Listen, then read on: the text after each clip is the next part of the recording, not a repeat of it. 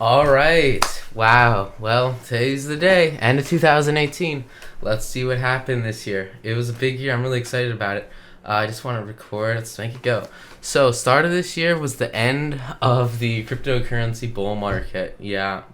I think a lot of people felt that. That was a really crazy time. A lot of really, really just insane experiences in the whole bull run in 2017. I might talk more about that later on here. I probably should. It's really good stuff. But with that in perspective, we got the end of the bull run, beginning of this year, and then of course there was big change in the market, but it was especially in mining, right? So I was still finishing the rig at the end of the year. I think I finished it in January, and of course after I finished that, it was really good for a couple months because the market it was still okay. It was still doing its thing, and the profitability was there for mining. But I think maybe 2, 3, 4 months, then it started. It was really good. I mean, it was just killing it, right? And then it started to decline a little bit after that, and it got to the point later in the year, and I think it was like 6, 7 months. I was just because the Ethereum DAG got over 3 gigs, so the whole thing just like crushed it. I think half the cards just couldn't even run it, and it was unprofitable, right? So you had to cut that. The whole market just changed after half a year. It was really, really an interesting space. I'll talk more about mining another time because it was just such a great thing. Um, so I think I was probably working full time on the rig till about February, and then I got it done, got it working. It was really happy with that. So in February, it was a lot of school stuff, standardized tests, just kind of boring stuff like that. That was junior year of high school, so I think junior year is pretty much the hardest year of high school, and it showed. It was a tough course load, tough. It was good stuff. Did well. Definitely hardest year of high school, and made it through. It was a lot of work that third quarter though, but I'll tell you what, I did find. I was still trading, right? Still long term trading, and I hadn't started Wooten stock picks yet, but I was doing cryptocurrency long term, which was still it was like fading out, and then I was doing stocks long term for sure, right? Long term analysis, swing trading, all that stuff. Just because it's just so fun, right? Who cares, right? Um, and that was with cash too, so it was good stuff. So then I started. So I was sitting in physics class, right? And I think it was like halfway through February or something like that. And we're doing cryptocurrency research, not really long term investing. I think everything about the whole space was really interesting at that time. But the point was, I was doing research on a really, really ad heavy website. I mean, it was just crazy, right? And I got really annoyed about it. And I'm just going through these ads, and I'm like, hey, you know what? What if we could mine, Monero instead of looking at all these annoying ads? And of course, that's the where the idea for Monero ads came from. And I'm very excited about what we've done with. We'll talk about just a sec. So I got the idea for Monero ads, and I didn't really pop on it instantly. I didn't. I saw the potential in it, and I think a lot of people did. And there was a lot of circulation around that in the coming months after that. People thinking, hey, how can we take decentralized compute power, put it into online monetization? I do a whole video. Check out the letter to CoinImp on that. That's just a couple weeks ago or something, if you're interested in that. But the point is, I got the idea for Monero ads, and then we started to move on, right? I focused a lot on trading in school, and kept it with the stocks. So I think April comes around, and school's starting to let off. AP tests, we're pretty much done with the review and stuff like that, from what I remember. And so I start getting some books on blockchain. I'm really excited. I'm gonna start doing some book reviews on here. They're gonna be great. But I read, like 4 some odd books. Got some books on blockchain, right? And I'm reading them, and I think by the end of the year, it was like all this great, great information. I'll talk a lot more about these books later. They were just superb influences. They really showed, it inspired me to see the potential in blockchain tech, and that's really shaped a lot of my future visions. Anyway, point is, it got me to say, okay, we need to make Monero ads a thing. This needs to happen. Because look at all the potential here, right? It's like, why wouldn't this happen? So I started, school ends, and we start going, or not school. It was a little bit before, maybe like a month, a couple weeks before school ended, and I'm thinking, how am I gonna make Monero ads a thing, right?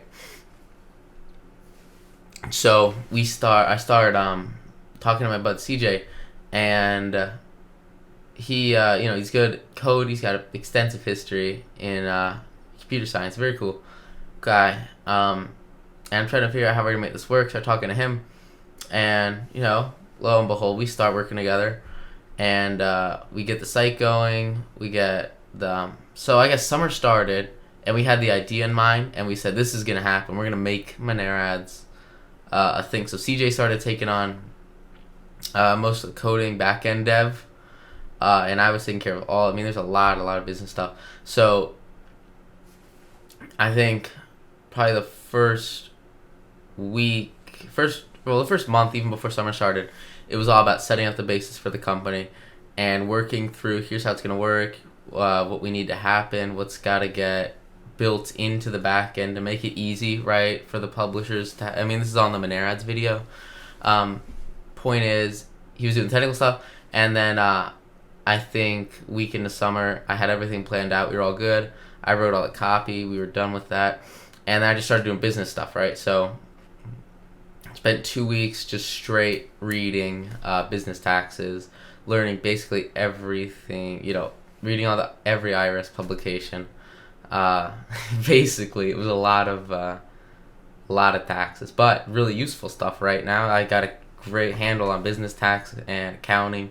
And I built the accounts for the company, built the financials, and had to go get it registered, right? So we were doing like legal entities.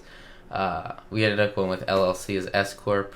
It was very useful experience in tax and then accounting afterwards, right? So after we got the business, entity, and then bank account, and then EIN financials, all that good stuff, we were able, I did all the bookkeeping, right? So I had to learn the accounting, the taxes, the finance. It was very, very useful, and I think it'll be really, really great for future stuff too, because those are really good skills. So anyway, that was about 2-3 weeks, and then we had good relations with local business banks. We were all good to get going, and I was really happy about that. So after that, we were going. I pretty much finished all the business stuff we needed, and I also had done a lot of work before that just to get all the text ready. So like the content for the website, making sure CJ had everything he needed to make it a reality, and that was really, really cool, incremental part of it. So built the website and the back end, and we had it working. Well, we're still working on it, right? It's a lot of work. And I was working, trying to network with CoinImp. We talked about that in the other video, to get everything going, because we really did want to bring it to the market, at least, by the end of summer at the latest, right? So working with them, and so then I started to get into, I think I had a trip, and cross country every day, right? So it was still fun stuff. But we had a vacation, right? Which is really cool. It was like 2 weeks. Or maybe, I don't know, right? Who cares, right?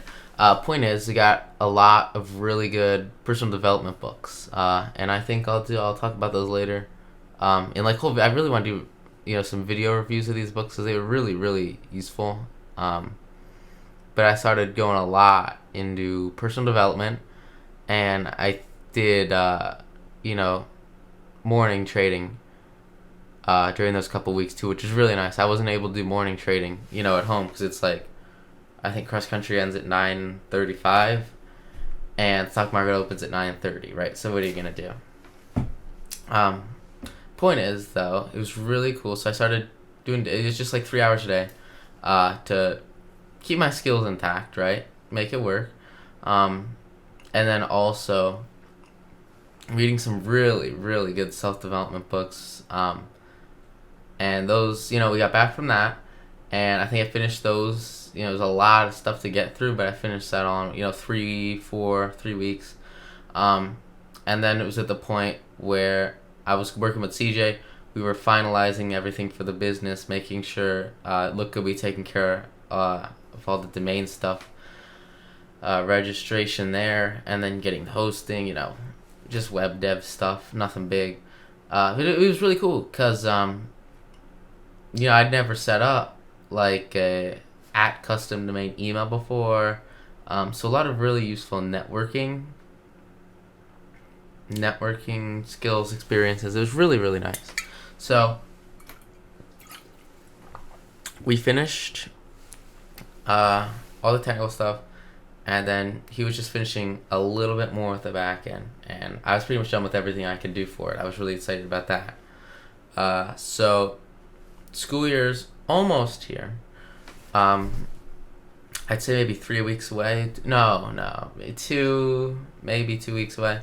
So I started thinking, okay, well, I want to start learning what this guy's doing. And I think a technical background in coding is just going to be existential in this line of business, right? So I started learning Python 3 on the world-renowned Code Academy. I did that for a couple weeks. Well, not really. I was doing cross-country too, so I'd wake up, Code Academy, cross-country, and then we do just a little work, and back to coding. I got through a lot of stuff in Python 3. It was a very, very interesting experience. Coding is never... I've seen it in the past, and I think it's something I'll work on in the future, but it's just never been where my passion is mostly in financial markets, and but those are all long-term goals, right? So you have to balance it. So I think I did 2 straight weeks of that, and I got pretty good at it. I was pretty excited about it. And then CJ finished. We finished finished Monero ads, working product, got it launched, and that was about maybe a week and a half, maybe a week before school started, week and a half before school started. Solid like 5 months ago from today, if I had to put a number on it. Because school starts in like the middle of whatever the month is. So we start a couple weeks early, no big deal. So that was a really, really big summer. Packed full of a lot of really good business stuff. I was really excited about it. And I like especially the research, all those books. Those were really, really, really useful. I'll talk more about those. I'm going to do a video, probably reviews on those. They were really nice. So, school year starts. I just want to make sure I didn't forget anything. And, I had I didn't even talk about the stock. Yeah, so I did stock lectures at the end of junior year for about a month and a half, 2 months. After school, they were like half hour. They're all the videos that are on this YouTube channel, right? So I did those stock lectures, which were really cool. I loved them. So much fun. So with the web, with Monero ads done, basically, right? Like all the front end work was done. There's still a lot of work to do on that next year. In the coming year, I plan to do a lot of work with writing direct ad copy. I did a lot of like front end advertising, trying to push this to publishers. I think I probably wrote about 20 sales pitches. Obviously, I need to improve my skills because I did not get any response from those. Those were all to major newspapers, which is our target audience, right? With the companies, getting it onto newspaper websites and having these guys implement it. So I spent a lot of time writing ads. Well, not really ads. It was like, sales pitches, right? And it didn't work particularly well. And it was very tough, right? Because I didn't have inside contacts. So it was basically cold calling. And then I tried to get sponsoring from Duke Energy, because here's the deal, right? We make Duke a lot of money indirectly once we get publishers based off of like the small amount of energy, but the energy that people use to mine with our I guess like web-based software. It's all on the website, monerads.com. Whew. Probably link it below. Anyway, I wrote to Duke. It did not work particularly well. About the same as about the 20 other publishers. No one listened, which sucks. But I was very fortunate. Their headquarters are in Charlotte, and unlike the newspaper buildings in Charlotte, which at least ACBJ, they've got like floors in office buildings. Duke Energy is really big, right? So they have a whole building. So I had the joy of walking into the Duke Energy building and trying to get into the elevator to go up to the Duke Energy floors, only to find that the building is indeed security proof, and they don't just let random people go into the elevators without appointments. That kind of sucked, but what are you going to do? I got some good contacts at Duke from that, just from cold calling people. Maybe like 100 cold calls. And John Fremstat, thankfully, nice guy. He couldn't really help me at all, but he'll help me, I think, with mining expansion in the future if I do stuff in Duke Energy's power regions. But I did get a lot of good networking when I was trying to cold call people from Monerads, get the publishing sites on it. But I just didn't have a lot of success. And I think it's something I'll work a lot more on, especially at the beginning of this year with the new implementations on WebChain and the increased profitability alongside the stabilization of cryptocurrency markets. I think that's really, really going to help our pitch. Because cryptocurrencies, they were really new, at least I think, a year ago. And now it's a little more, people have had time to adjust to it. And the technology, especially that Monerads uses, is something that people do need to get adjusted to. So I think, I hope, I'm pushing for it this year.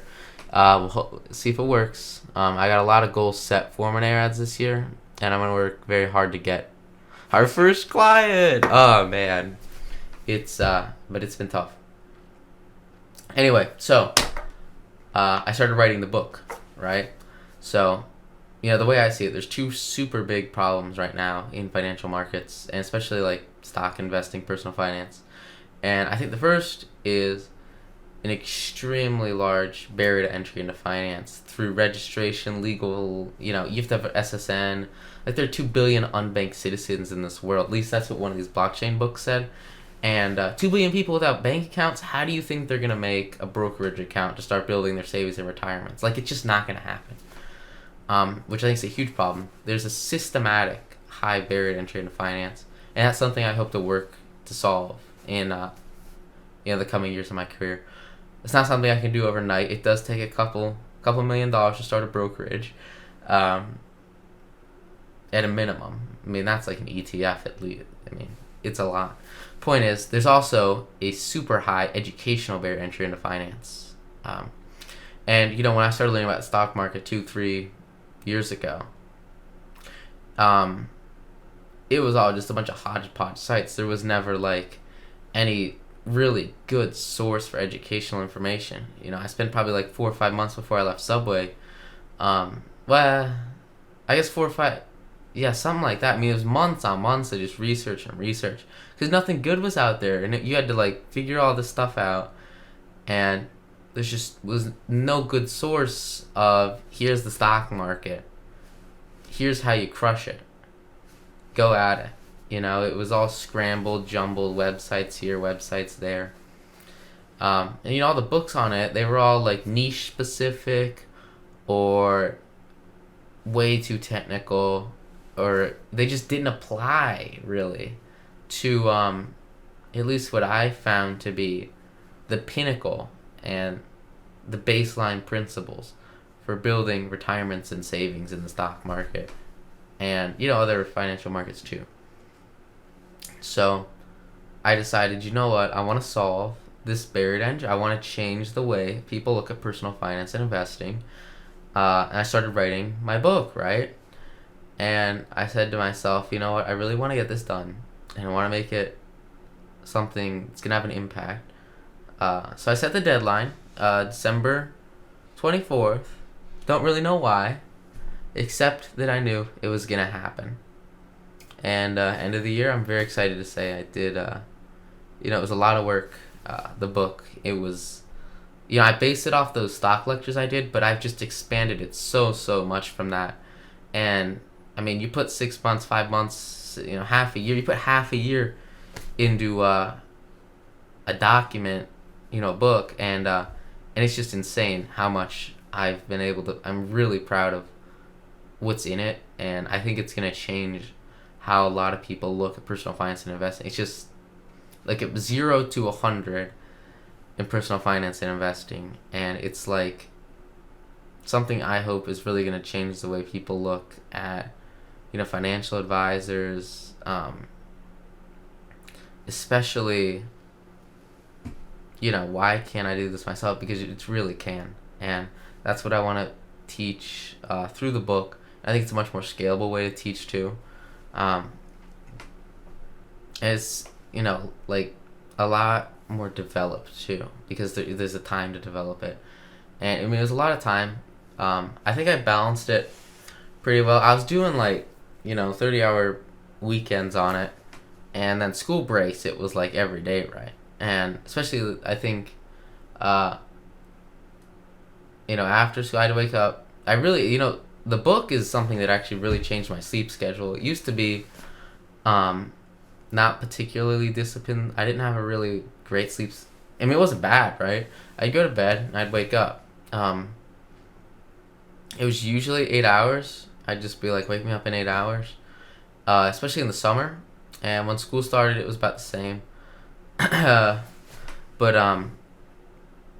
it was never really, at least before I think the start of senior year, it was never as disciplined. And so I started doing, go to bed at 8, wake up at 4, and then I can write for 2 hours, a little under 2 hours. But I can get about, hour and a half of writing, 2 hours of writing in, and take dog out, go to school, right? And that was really, really useful because all of a sudden, 10 hours a week just opened up, right? So and then there were weekends, which were just crucial in writing the book. And then the school breaks too, those were 10-hour work days every day pretty much. I'm pretty happy with how I balanced it. I saw, cross country basically till mid-November was 3 hours a day, and that was just fun, social, good stuff. Really appreciated it. During school, I was mostly working, school obviously, right? But I think there's a solid 24 minutes of class changes in the middle of the day, and those were incremental in keeping up with my long-term asset management, looking at swing trades. And then I started working on Wooten stock picks around the middle of summer too, just building a history for that. So those were, really good experiences in asset management. And hopefully we'll have Wooten stock picks launched this year.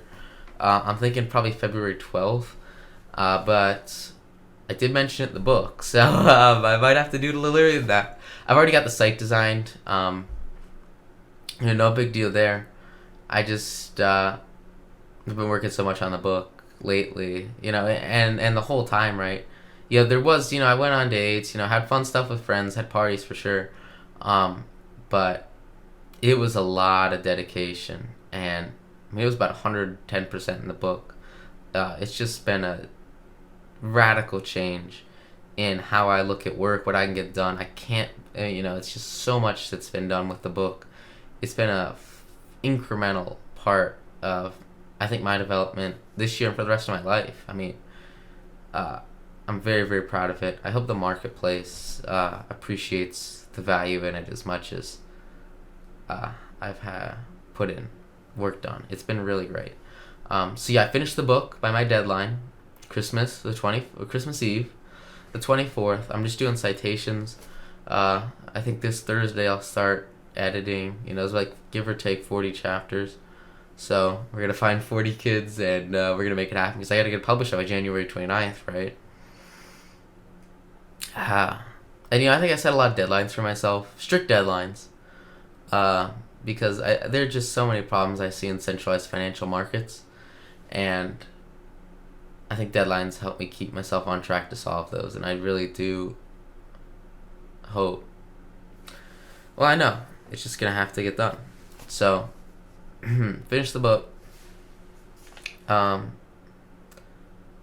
And I was visiting my dad and stuff, and I'll probably talk more about that later. But even travel, it was still, computer on the plane. Thankfully, Google Docs is just splendid. It lets you edit offline, cause I don't have Word. Um, so you could work on it, basically just around the clock, and that's what I did pretty much. There's still school, there's still social stuff for sure, still family, 100%. But it was all in the book, and we'll see how it goes with that. I'm very, very proud of what I've done with it. I think it's going to change the way people look at just can't wait for it to be out. So yeah, I'll be honest. I was 2018, launched a business, first pretty much mainstream registered business, and wrote the book. I'm really happy about it. I think it took a lot of dedication and focus, but I think music video. That was 2018. I'm really excited about 2019. We'll see what happens with Monero ads. I'll probably set a lot of goals for 2019 after the book gets published. I'm just focusing on that right now. It's just not a lot of I still meditate and everything, but not straight thinking time. Especially with the books. We'll start doing book reviews on here, and probably talk about music. Honestly, music really helped with the book, with Monero ads. Music's been an incremental part of a lot of the stuff I do because it keeps me going. So I'll talk about music on here in another video. For colleges, right? So November, start November. I'm like, oh, wait a minute. I guess I have to do this college thing. So I think I started, I got a lot of mail from colleges. I'm going to do a video on college mail, especially with some new insights. Starting November, I said, okay, I got to take a break from the book. I got to hammer out this college stuff, finish all the college stuff by, not November, October. Start of October. I said I'm going to finish the college stuff by the end of October. And that's what I did.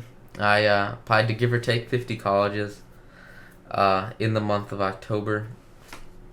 A lot of them were really interesting because they'll send you fee waivers if you do really, some of them, they're just fee waivers with the SAT. I learned the hard way that you can only apply to 20 schools through the Common App. I did not know that, and so I had to start doing a lot of direct institution applications, and then the coalition application really helped. I didn't really know where I wanted to go to college. I was mostly focused on business, personal development, just working towards future goals before senior year started. But as I finished all of the applications, and you apply to 50 schools, you learn a lot about what schools ask for and what to look for in a school. And we did college visits, I think, over spring break in New York with like Cornell, Brown, RPI, some cool stuff in New York City. But I was never really about 100% on what I wanted until I read a couple of these books. This one book on blockchain in particular just kept talking about MIT. And the MIT Media Lab, in specifically, was like a world leader in blockchain development. And so I started looking at MIT because I want to major in like computer engineering, computer science, and electrical engineering. I think that's going to be crucial in algebraic consensus methods for decentralized asset management. And I see computer science and electrical engineering as just crucial. That's pretty much what I want to major in. There's just nothing else that makes sense given long-term goals that I have. So, U.S. News and World Report, top engineering schools, and it's really interesting that it's come down to that. And it wasn't even that at the beginning, right? I was just looking at engineering schools, top engineering schools, and I was thinking, okay, what makes sense? Georgia Tech, my dad lives in Georgia, so it was like, oh, okay, that's really sweet. They're like really high ranking. And then there was an it was a lot of really interesting stuff with that. NC schools, obviously. I'm in North Carolina. So we started doing college apps, and And MIT was always number one in engineering. And at the beginning, right, I just kind of like ignored it. I was like, who cares, right? But then I started really reflecting on what these 50 odd colleges were asking me about, and what I was looking at with them. People started calling me, because I had like a decent history. Uh, but I started to realize kind of what to look for, and then did the MIT application, and it was something really interesting. It was very different because for all the other ones, right, I had my essay I wrote, and I think I wrote that, I wrote that in summer, just like maybe a month before school, or maybe a week before school. Honestly, I don't remember. It was a while ago. But my English teacher liked it, so I was like, okay, that's my essay. And you just pop it in to the personal statement on the Common App, or personal essay on Coalition, or whatever they ask for in the individual school applications. And it was it was a fun essay. Worked really hard on it, for sure, and it kind of encompassed, I think, most of my background and then future goals. Talked about the book. I mean, obviously, when I wrote that essay, the book was like nowhere near what it is now. It was just uncomparable. It was like one sentence at the end. Now I'm writing a book, and just what a sentence that's made in my, just such a huge change in my life. Point is, when I applied to MIT, the first thing you read on the essay supplement is, we want to get to know you through a couple of individual essays, short individual essays, instead of one long one. So that whole application essay I wrote, boop, out the window. It was really, really interesting. So all of a sudden I was doing 3 new essays, and I was trying to encompass the same information, but there was also the whole like I talked about, I think a lot of my personal development, and then my parents, and kind of some of the troubles that there's like the personal essay on the Common App, and then there's also the supplemental like hardship statement. And that was a big thing for me. So they didn't have that either, right?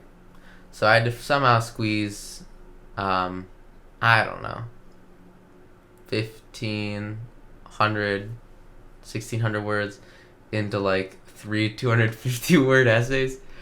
So it was really interesting. Basically just tore everything down and started from scratch. And it was helpful to have those 50 colleges behind me, because all of a sudden I've got 20, 30 essays to choose from, and there were a lot of new ones too that weren't in the main ones. I talked about some of my big failures, I think, with MIT, and it was a lot more personal. At least I felt, because I was writing every single essay again, right? So it was just a whole different application environment and experience, completely different from anything I'd done before, and so I was like, number one engineering school in America. Maybe there's something to this, eh? And I think before that, I hadn't really started developing the book, and scholarships, doing a lot of that too. And it's like, you don't personally feel like you're at that level where I deserve that. But I think it was a transition that was happening with all the stuff I was applying to, and started getting a lot of acceptance letters from these quick turnaround schools, and all of a sudden it was like, maybe, what, I think I deserve. I think we're gonna go with that. So, I said, okay, you know what, and because there was a lot of really interesting stuff too, because alongside the whole fit with blockchain tech and engineering, they're like the best engineering school. There was the whole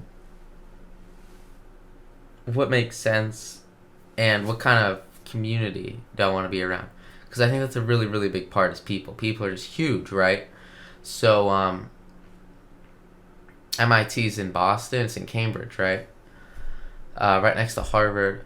And Harvard and MIT, basically like the two best schools like in America. Harvard's not great for engineering, but they're still really good, for sure. It's Harvard. But you start to realize I can network and grow with these people. I can contribute what I have with the book, the classes, my teaching, and then you get into a community where you just got brilliant students around you, and you can work together to really build something that'll change and work towards long-term goals. And there were all these colleges I was getting full rides to, stuff like that, and you realize it's like, who's gonna be the smartest person there? Because they're all just like weird middle of nowhere schools, and it's like, no offense, right? They're great colleges, but I think challenge is something that I've just always gone for. It's always been the hardest classes you can take, the toughest time management you can manage. With like cross country junior year, that was huge. The working like all of sophomore year, and then freshman year too. I'll talk a little more about that probably individually in these videos. Just not part of this year in review. But it's always been going 100% as much as I can, pushing the maximum out of myself. And one of the few places I really see that happening is at MIT. So we applied there, and just like everything else, I think after I got the schools done, I had like about a 2 or 3 day window. That was after a couple supplemental tests I was taking that month just to get my SAT up. 1530 super scored, which I'm pretty happy about. I'm really happy about it. And when you get a 1530 on the it's like, who cares, right? People obviously got better scores than me, and people, they're just kind of but you get a lot of college mail from stuff like that. You get a lot of exposure to what's out there. And I'm going to do a whole video on college mail. I can't wait to do that video. It's going to be awesome. Point is, it showed me that, I got this. You got this. So, I'm probably going to go to MIT. Assuming they let me in. I got deferred early action. So, I think with the book coming out, and then, that's right, I started an Ethernet cable manufacturing company. I gotta wrap this up. I'm gonna do probably one of these videos a year, though. I'm really excited about them.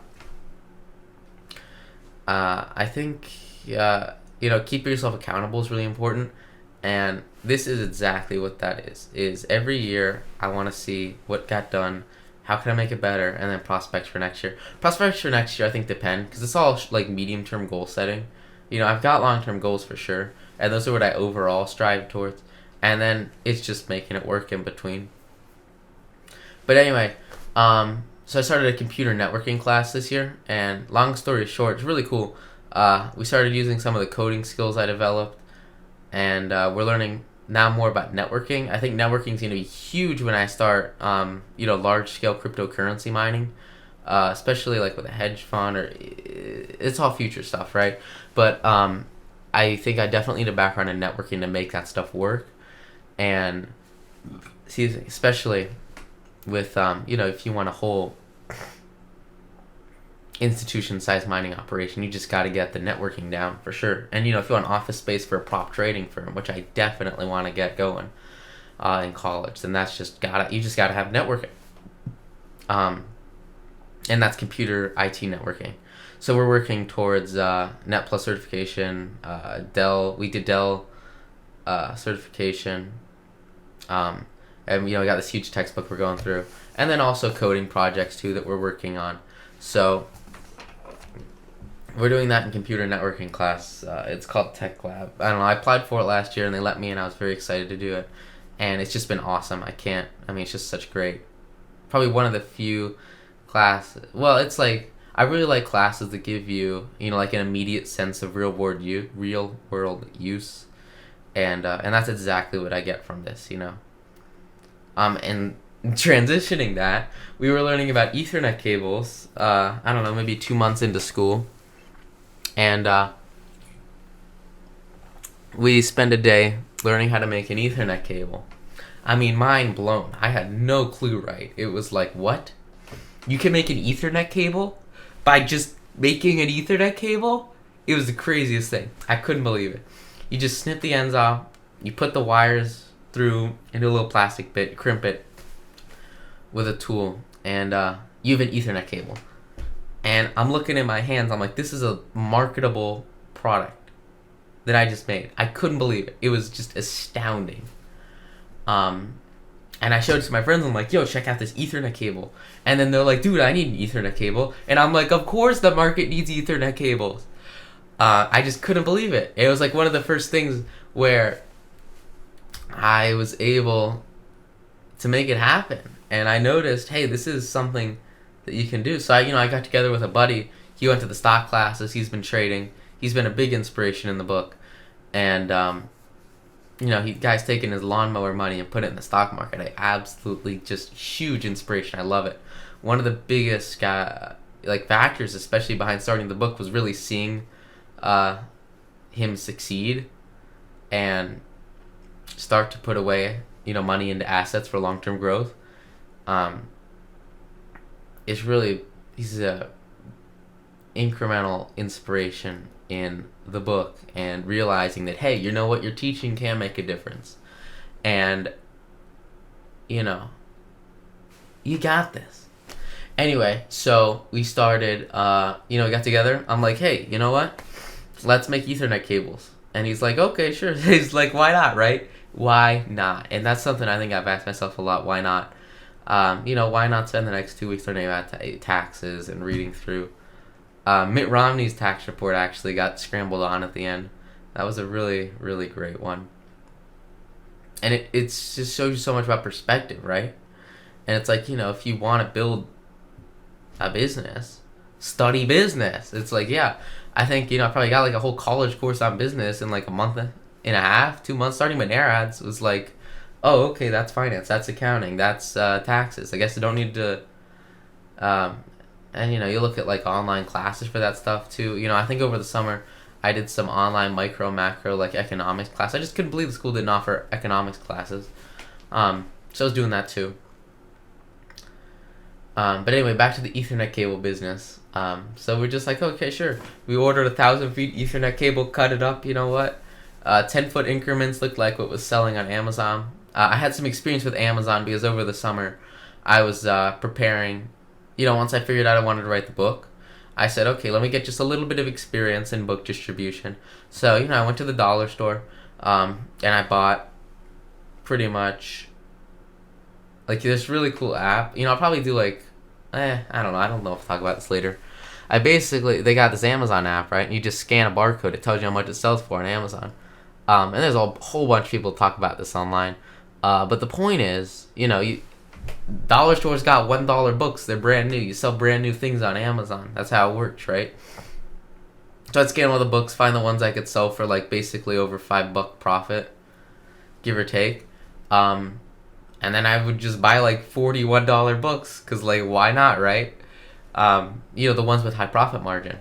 And then, I started signing up for Amazon. And it was really great to have the business entity, because then it just streamlines all the taxes and financing, accounting for Amazon especially. You just give them your EIN, you're done. And it was really nice to have that. So, started selling books on Amazon, just, now and then. Just set it up in my basement, ordered a couple hundred envelopes from the post office for free. I couldn't believe it. And then I realized, oh, wait, you have to use priority mail for them after I tried to ship my first package out. And the postman was like, can't really do that with USPS media mail. So we worked it out. We took care of it. And, I just got stacks and stacks of books. and we shipped some out. Some didn't sell, some sold. Great thing is you can just return them to the dollar store if they don't sell. But it's been a really interesting experience, and just getting a grasp on, wait a minute, you're telling me that you can have a book that people pour all their time and energy into, and you can't even make, a $10 profit on it for one book, and then you'll have books that don't even sell for months on end, and it's like, wow, you really do have to jam pack value into a book to make it something the marketplace is gonna, want. So that was really interesting. Not only the physical distribution side of selling books, but also the, wait a minute, people fail. Like, this stuff doesn't work all the time. And that really pushed me to just go harder and harder into the book. And I'm really, really glad about that. So with that experience and that history with Amazon, as we moved into the Ethernet cable business, I pretty much figured out, I want Amazon to sell this. You can do this thing where you ship it to them, and they'll take care of the handling, the processing, all the good stuff. Instead of me having, every day I'd basically come home and it'd be like 3 new orders, and then I got to get the book and then put it in the envelope and then seal it, weigh it, and then I put the weight into my laptop, and then I do that another couple times as I sell more books, and then I print out all the shipping on 9.5 by 11. Then I gotta cut it out, and it sounds dumb, right? But it takes time, and then tape it on, and it's great, especially when I was starting out with book distribution. It was like, what else are you gonna do, right? It didn't make sense to do anything else, but it's just not particularly scalable to do that. But it's still great, and I get, especially when you're starting out, that, with Subway, right? It was like minimum wage. As a manager, I wasn't about to argue about that. I was like 15. I was like, basically, the hours I was working, on the low key, were not legal. So it was like, you can't complain when you're in that stage of development and growing. You can't complain about getting paid poorly. I don't think. And it's about the discipline of learning to work, and then obviously I'll probably talk about Subway later. Just huge social. But anyway, with book distribution, it was like, I knew I probably wasn't making the money I should with it, but it was the experience, the knowledge, the insights, and really, everything I gained from that mentally was just so invaluable. But I made some money. And then, I get to work with that on accounting sheets, right? So now I'm going to have the privilege of doing, my returns for the business. And that's really good tax experience, especially as you start to grow. But we got a little bit of time for that. Fiscal year, June 30th. So a little bit of time for that. Anyway, with that history with Amazon, they were like, yeah, sure, why not, right? Come send us your crap, your Ethernet cables, and we got you, which is really awesome. So I said, Jake, you know what? I got a plan. This is how we're gonna do it. This is the size of the cable, and we just spent the next 2 months, basically before school. We'd come in. The school opens the doors at 7:15. School starts at 7:45. So we got permission from the really cool tech lab teacher I was talking about, or he just taught tech lab class. It was a really cool class. It was like 2 people. And great experience. So he said, yeah, sure, come in the morning. And also he said we could use Fridays as a cable day. And Jake had study hall during the time that I had tech, so it worked out perfectly, right? So we'd come in the morning and we'd make cables for half an hour, and then on Friday we would spend, give or take, 50-minute class period making cables. And we got it down systematic, like the whole assembly line thing. We really worked hard because the whole idea with it was, this is going to be something scalable, and this is going to be something that we can grow with employees for sure, because that was the whole goal with it, is you build a business, you make up, a good practice. This is how you do it. You build a system to do it.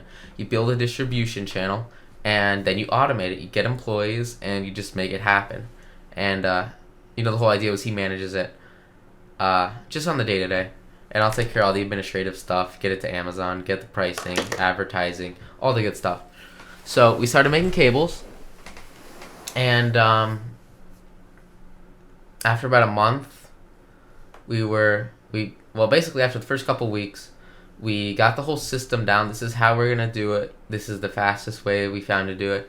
We also found some cool tools we could use if we're gonna expand growth to increase productivity and output per employee.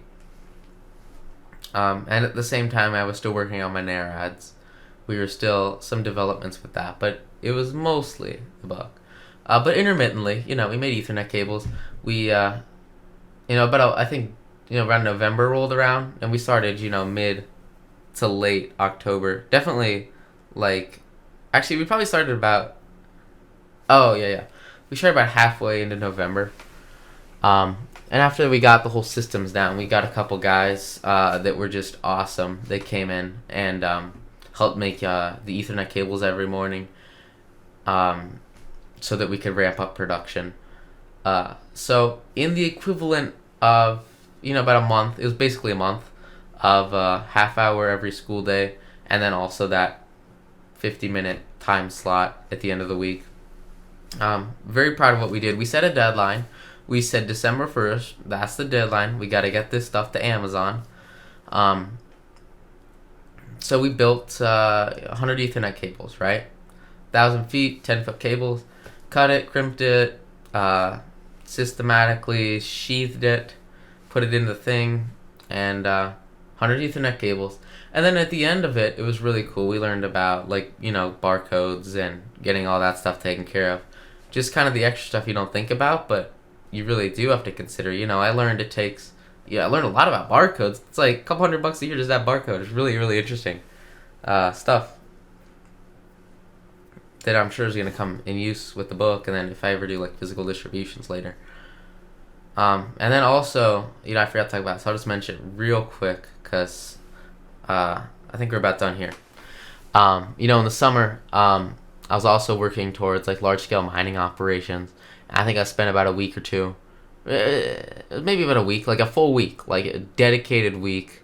I think it's about the middle of the summer after, before the book, but after most of the business development with Nair ads, just spent a full week basically learning how to build warehouses by hand, and kind of like garages, but you cut out the garage door and you just cut out ventilation on the side so you can put industrial fans. So I spent about a week, pretty much just learning how to build a warehouse from the ground up. And I'm not exactly sure, because I was talking with my friend, John Fremstad. He's like, hey, you can't really just build a warehouse and then put electricity in it, because you'll get stuck with consumer electricity rates instead of business ones. But I think it was a really good experience now, because it's if I, just take a couple grand, and you can build a warehouse in a couple weeks, maybe max a couple weeks. I think with the stuff I saw, tools, you get good tools. You can build a warehouse, great alternative, great way to start up anything, really, business, mining, an office space. Just buy land, build a warehouse, just a small one, garage size. But basically learn, the construction, basically of a whole house, and then applying that to a warehouse. So I learned a lot about construction. Really random. But I'll tell you what, sometimes you just have to do things because why not? And I think it's something that'll pay off. One day it's going to make sense because I'll, build a warehouse. You're going to need that, right? One day. And it's an investment in education, especially when my time is of surplus. Before I started the book, it made sense. But anyway, we finished the cables, so very proud of what the guys did with that. We worked very hard to get all that stuff done on time. Again, given the time constrictions, every single day. So we shipped it to Amazon beginning of this month, and we've sold 10 cables out of the 100 so far. It's been tough. You got to get reviews on Amazon to really, Ethernet cables are a competitive business, right? So it's been really tough so far because we don't have any reviews. I spent a lot on advertising just to get those couple initial reviews. Hasn't really worked, which is unfortunate. We got the sales right, but no one really reviews an Ethernet cable. which makes it tough to get on the front page of Amazon, which makes it tough to get sales. It's a really hard market to penetrate since it's so saturated. I started reading 0 to 1. I'll probably do a whole book review on 0 to 1 soon enough. But it kind of made sense because a lot of what we were doing was stuff that was already done in the marketplace. And like I said, it wasn't a big, most of my time was going to the book, if not all of it. But, you learn about, like, oh, wait a minute, everyone's doing this. It's probably going to be harder to make, cash flow doing it. So, really interesting experience with the Ethernet cable company. It's something that, I really wanted to continue, but the way the sales are looking, it's just going to take a lot more work, at least after the book comes out, to really start to scale it up. I really do want to scale it up by the end of the year. Not the end of the school year, though, because I do want to help some guys in my local community, get jobs. Like, why not, right? If I've got a venture that can pay the minimum wage, I think that's something that I should pursue without a doubt. So that'll be something big in the end of this year, is working on the Ethernet cable company. I'm going to cut this off. I don't think it should last more than an hour. I'm pretty happy with this year. It's been a terrific year. It really has been. I'll link the Moneras website and also probably the whole Amazon page for the Ethernet cables, just for fun. The book will be done, published on the 29th. I'm really excited about that. That's what I'm working on. Right now I'm just doing citations. Funny story, I was like halfway through November, and I was starting technical analysis. Well, I don't know if I was on technical analysis yet. I might have been doing a little bit before that, but maybe it was in December. I don't remember. I think it was about end of November, and I'm like, I asked my English teacher. Hey, I didn't ask her much about the book. It was mostly just me for the book, and then the editing will come soon, very very soon. But I showed her a page and I was like, hey, what do you think about this sentence? So there's this one sentence that just wasn't fitting well with me. I was in English class, I do a lot of writing in school, at lunch, in between classes. In between classes, mostly stocks. But at lunch or in classes when, we're not doing anything, I'll definitely write the book, without a doubt, And after tests, like I finished tests early just to write the book. I really upped my work pace and started really valuing my time during school because the book has just been such a huge project. I really needed those extra, if I could squeeze 40 minutes out of a day during school, or an hour and a half, if I'm lucky, especially with lunch, that I work on the book. Anyway, I was showing her the book, and she was like, hey, wait a minute, this picture here has no citation. I'm like, what do you mean citation? And she's like, Jack, plagiarism's a thing, right? And I'm like, whoa. Just never really occurred to me to do citations after, I wrote the first couple, I don't know, maybe first 150 pages, something like that. I just had not done a single citation, so I had to start doing citations. It was really just a surreal experience that you can miss things sometimes. And, I was doing research with it, like how am I going to get this published before I started it? And, what sales distribution channels make sense? How's it going to work? I'm really happy with the publisher, all the stuff we've set up so far. But it never came to me to think about, hey, maybe I should do citations. So I'm eating that now. I've just got to citate about the first 3/4, maybe 2/3, but definitely like about the first 28 chapters of the book. I'm doing the citations for right now. I'll have it done by Thursday, and then edits will start. School starts back up. So it's been a great year. I'm really excited for 2019. Great year. Thank you guys for watching. I'll see it next year. Well, I mean, not next year. We're going to have more videos on here for sure. I want to ramp up production. YouTube's going to be probably something I focus on a little more. It's something I've been working on lately, intermittently in between writing the book. There's been some new videos on here. And I do want to work a little more on this channel because I think it's going to help give back to the community and, just help people out. I do want to help people out. So I hope some of the content on here really does come out as stuff that helps you out. So thank you guys. I'm cutting it. I'm not doing over an hour. Happy New Year.